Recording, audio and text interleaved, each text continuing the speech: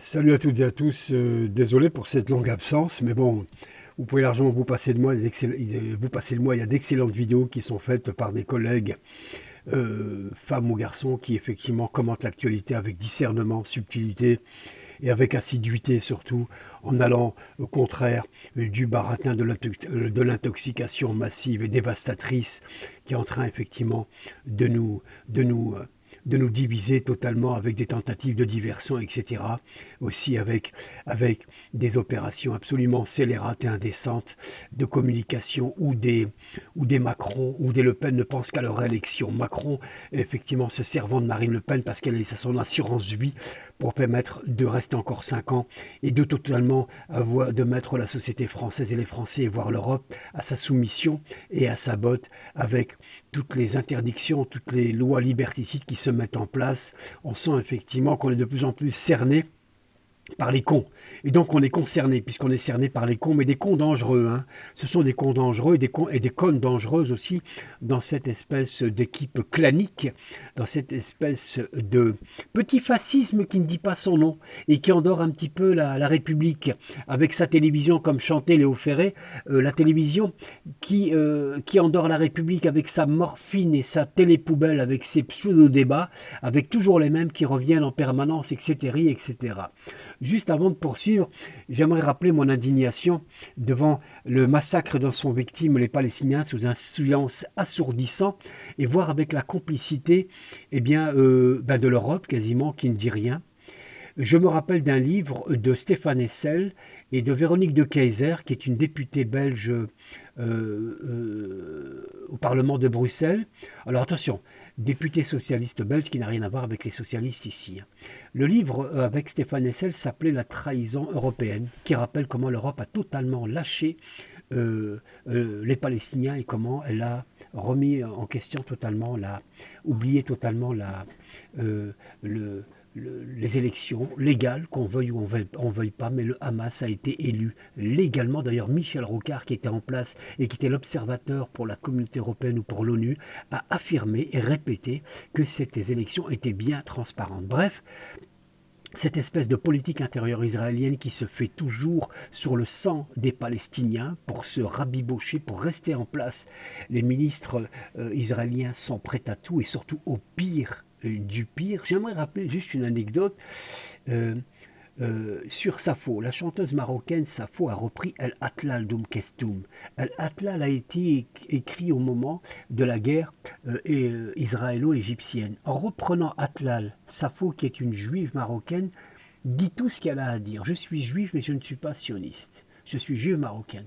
C'est ce que disait aussi le regretté Abraham Serfati, le grand Abraham Serfati qui a fait plus de 10 ans de prison dans les prisons, dans les geôles de Hassan II. Hassan, il disait dans ses mémoires, Abraham Serfati disait, quand j'étais petit en allant à la synagogue, mon père me disait, tu vois celui-là, ne sois jamais comme lui. C'est un sioniste. Je suis resté un sioniste toute ma vie, je suis un juif marocain, un juif arabe, aimé à dire Abraham Serfati. Ce sont ces gens-là, comme Nasser Arafat ou d'autres, avec lesquels que la paix est possible, pas avec les autres, pas avec les autres.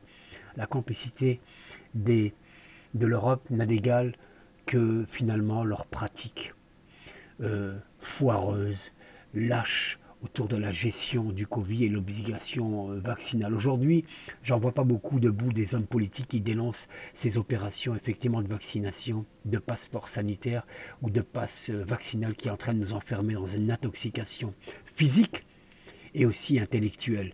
Et je ne comprends pas effectivement le fait que la révolte en France ne vienne pas. Ça me rappelle un peu la montée du fascisme en Italie. Et ça me rappelle un livre d'Alberto Moravia qui en 1929, à la montée du fascisme, Alberto Moravia écrivait un livre qui s'appelait Les Indifférents. Les Indifférents, c'est un livre qui dit son indignation sur ces Italiens qui regardent finalement le fascisme, Mussolini, les chemises noires arriver et tabasser tous les démocrates, d'enfermer la peinture, d'enfermer la culture, d'enfermer la liberté d'expression.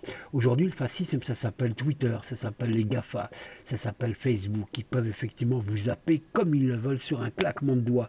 Même s'il n'y a pas de décision de la justice française, ils le font quand même. C'est un État supranational.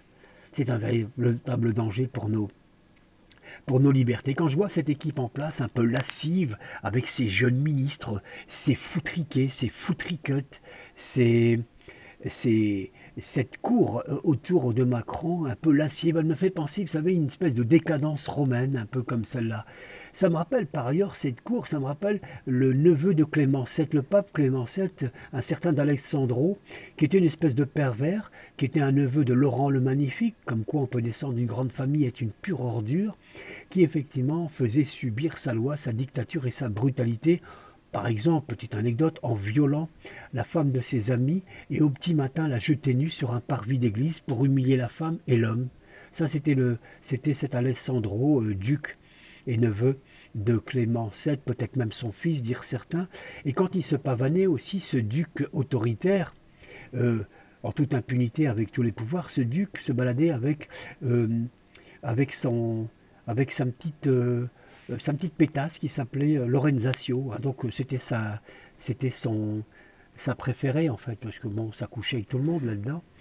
Et cette petite folasse, hein, cette petite tafiole qui s'appelait Lorenzatio, l'accompagnait partout. Et quand Alexandro allait à ses cours d'armement, eh bien l'autre, comme il n'aimait pas les arts, il allait tout simplement, il prenait des florins, donc en or, et il s'amusait à les percer une trentaine de florins par séance comme ça. Il faut savoir que c'était à peu près la somme que gagnait une famille moyenne en Italie à l'époque pendant 3 mois. Là, les florins, il les perçait avec son couteau pour s'amuser, ce Lorenzatio, pendant que l'autre s'éclatait à faire des duels d'armes. J'ai l'impression d'assister à cette même décadence quand je vois tout ça. Le seul que je vois à peu près se battre avec dignité, une certaine hauteur d'esprit et courage, c'est finalement Filippo. Filippo, un type exceptionnel qui est là tous les samedis. Alors j'espère qu'il n'est pas l'enjeu de quelque chose, parce qu'il y a toujours des coups doubles, il y a toujours des coups scélérats dans cette Macronie et ses sbires.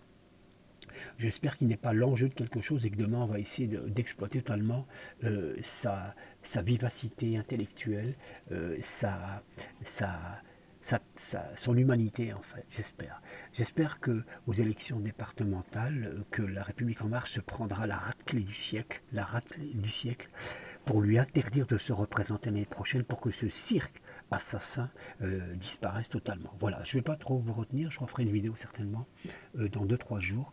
Je suis à peu près dit ce que je voulais dire très très rapidement. Je vous remercie toutes et à tous. Merci si vous aimez, partagez, puis faites un petit doigt bleu si vous voulez bien. Merci à toutes et à tous.